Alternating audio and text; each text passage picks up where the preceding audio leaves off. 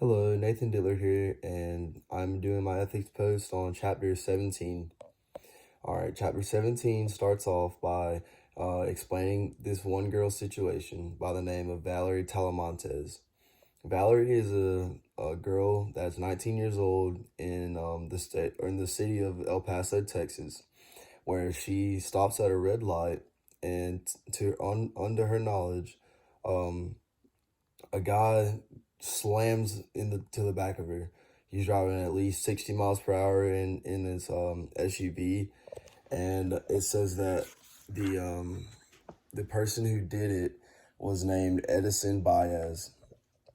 And Edison was a sergeant. He'd formerly been in the military, and his lawyers stated that he had been suffering through post traumatic stress disorder, formerly known as PTSD, which was his reasoning behind doing the things that he did and eventually killing Talamontes. So it goes on to describe this one reporter by the name of Ramon Herrera, and he has to do a report on the case that's going on. And what the issue is within this case is whether or not to show the video of Talamontes' death. And I think it goes on to say that the video that they showed had no gore in it, and it didn't really view her body being destroyed, but it did show the speed at which Baez was going, and it also shows the the tremendous effect that it had within the case, and it was a true indicator of whether or not he was really guilty or not.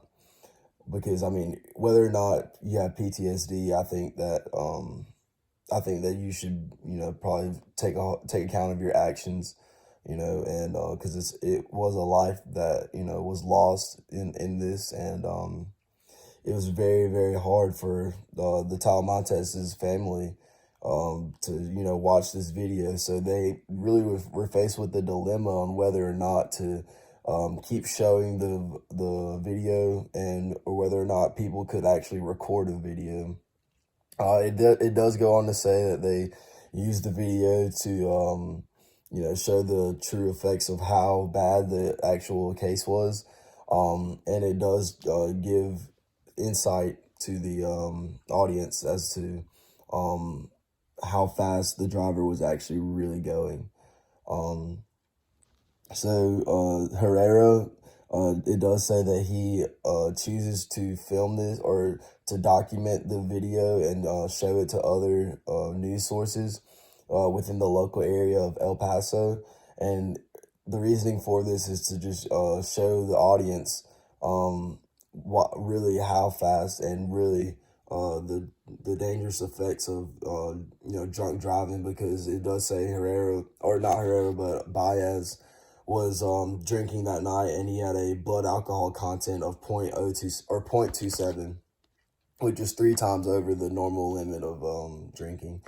So I mean, for this particular case, what I can take out of it is, just be cautious. Don't really drink and drive, and also be cautious to what video you can really take and put out there for the internet or for the world to see, because for some incidents like this, it's not really as pretty, or not pretty, but it's not as less gory as the one that this one was, because in many car crashes you see bodies that are just lifeless and bleeding, and a lot of other things that people really can't hold to themselves.